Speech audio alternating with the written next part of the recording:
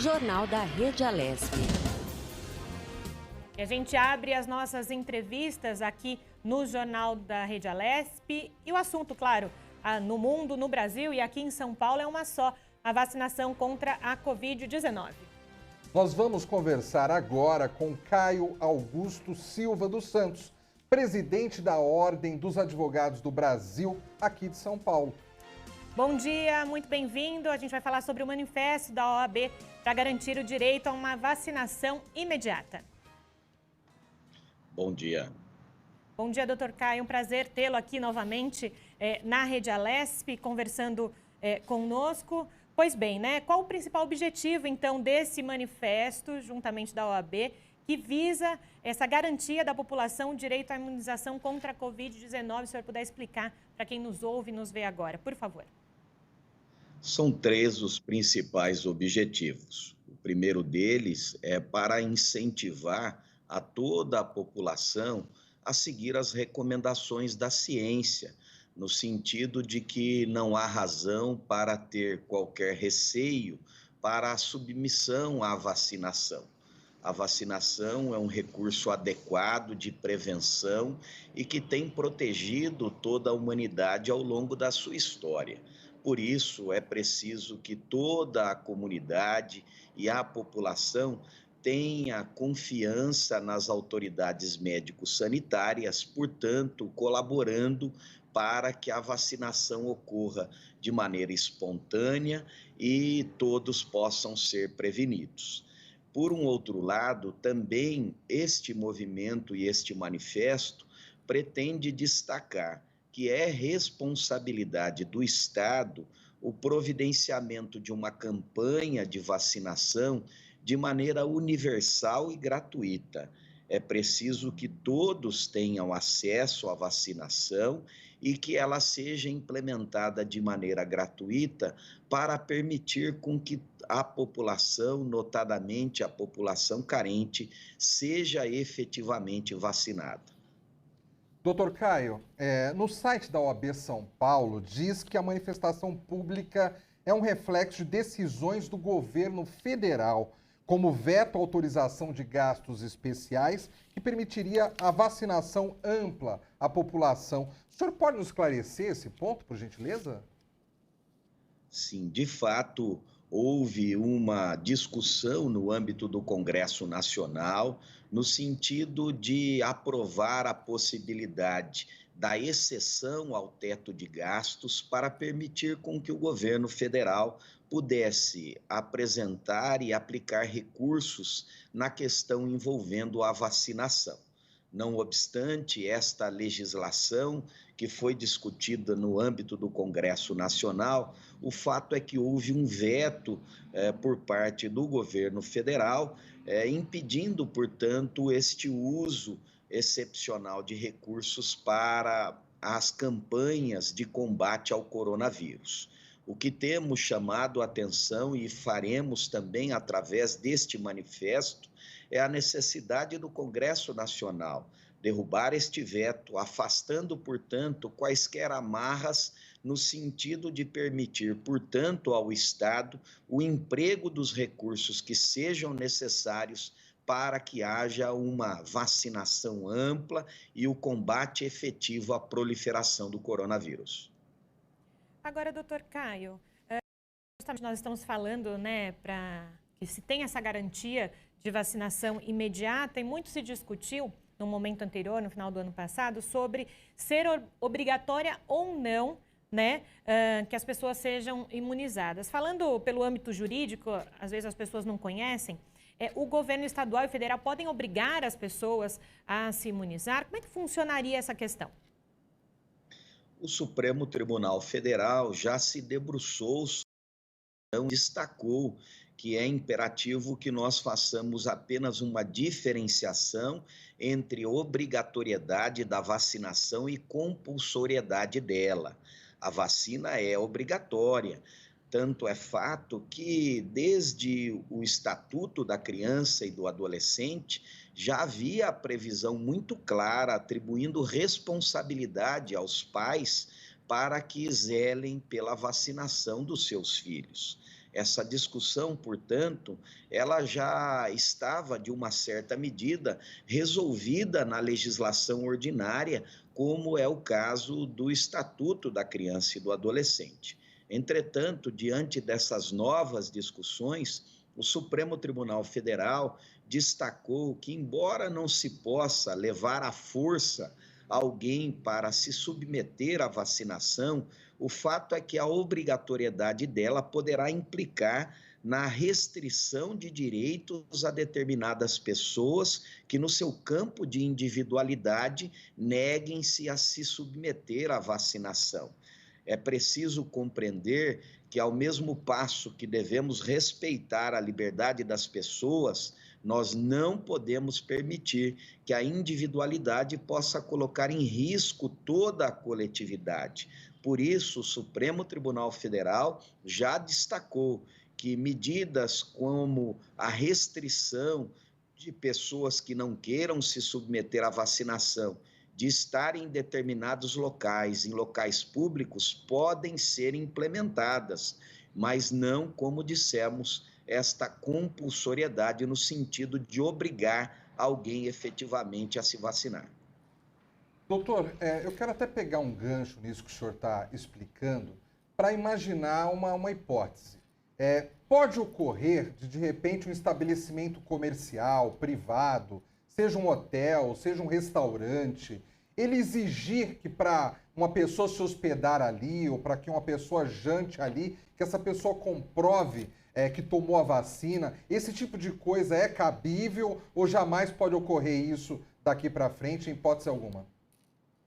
Não obstante esta hipótese imaginada, é fato que nós poderemos nos deparar com ela e vejo com total possibilidade que haja esta exigência, na medida em que nós estamos falando da proteção da coletividade. Aquele que, no âmbito da sua individualidade, não queira se submeter à vacinação, evidentemente não poderá ser obrigado a tanto. Entretanto, ele não poderá colocar em risco a coletividade, pretendendo ter acesso a todo e qualquer espaço público, colocando em risco, portanto, outras pessoas. Doutor Caio, essa é uma iniciativa, então, da OAB São Paulo, né, junto com a sua Comissão de Direitos Humanos e mais 200 entidades de vários setores da sociedade civil, e vai acontecer de forma virtual, então, esse manifesto, no dia 21 de janeiro, correto? Você pode falar um pouquinho sobre esse evento, então, online? Sim, né? De fato, são muitas as entidades que aderiram a este manifesto. Hoje já passa de mais de 300 entidades, de maneira que nós tivemos até que fazer um adiamento inicial e programando para que ele ocorra no dia 21.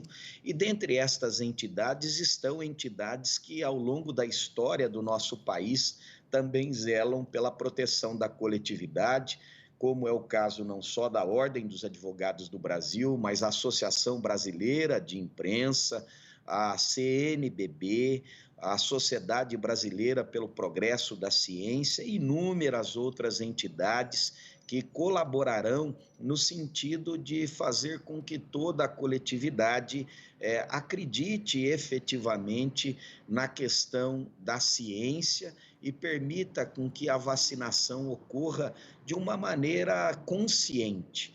Nós temos inúmeras campanhas de vacinação que ocorreram ao longo da nossa história e que regularmente todos os anos acontecem. É fato que enfrentamos esta grande pandemia e que coloca todos em situação de muita preocupação, mas é preciso dar um voto de confiança novamente à ciência, à experiência, para que nós possamos, portanto, num espaço breve de tempo, retomar a vida à sua normalidade. Este manifesto quer levar a que todos, a sociedade, as autoridades, recobrem a consciência neste sentido. É necessário que deixemos de lado as questões eminentemente ideológicas para juntos levarmos adiante as medidas que possam proteger efetivamente a população. Doutor Caio, mais uma vez eu quero me aproveitar aí de um trecho do que o senhor falou. O senhor falou que precisamos deixar de lado essas questões ideológicas, né? Muitos especialistas dizem que essa questão da vacinação virou uma questão política, né? E o que a OAB, o que o senhor, como presidente da OAB, pensa a respeito disso? O senhor acha que realmente foi distorcido a forma como se discute esse assunto? Eu penso que passamos, não só na quadra nacional, mas na quadra mundial, por um momento de uma agudez efetiva de embates ideológicos, onde nós temos grupos que se comportam, às vezes, como verdadeiras torcidas na defesa das ideologias que acreditam. Mas é chegado o momento de deixarmos de lado essas disputas. Temos todos nós um inimigo comum, que é o coronavírus, e precisamos combatê-lo, independentemente das ideologias que professamos. Por isso, a Ordem dos Advogados do Brasil tem procurado incentivar a todos para que baixemos efetivamente estas disputas e fiquemos ao lado da ciência, para defendermos, portanto, as medidas necessárias à proteção da comunidade.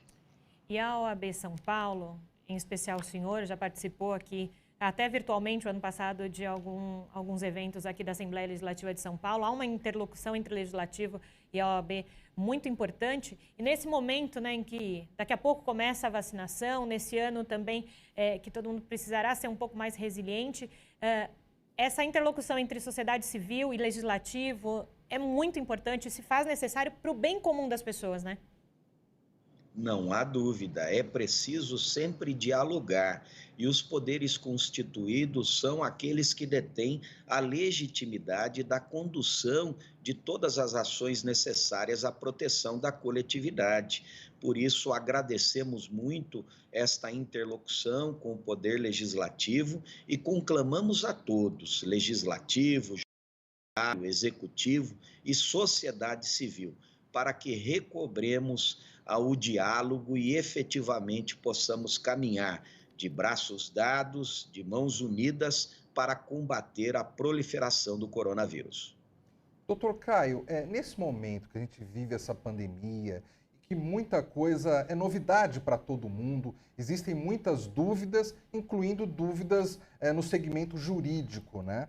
Vocês da OAB São Paulo passaram a ter maior número de consultas, às vezes até municípios procurando vocês para saber se determinada ação que eles querem efetivar, se está dentro da legalidade. Houve esse aumento na procura pelas informações vindas da sede da OAB São Paulo?